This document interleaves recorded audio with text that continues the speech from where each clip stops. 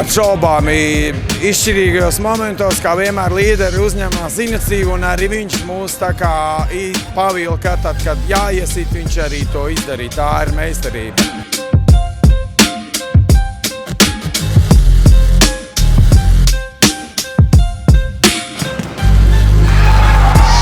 Nebija viegli, jo visas komandas pēc spēka ir stipri vienlīdzīgos sastāvos.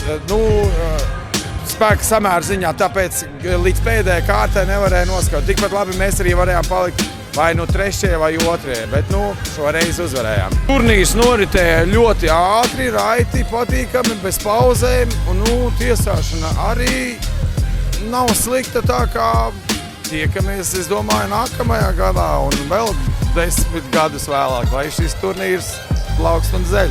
Šeit ir interesanti satikties ar cilvēkiem, ko tu redzi, kas saistīti ar aviāciju, un šeit savādākā, neformālākā gaisotnē uzspēlē futbolu, kas ir sporta spēļu karalis.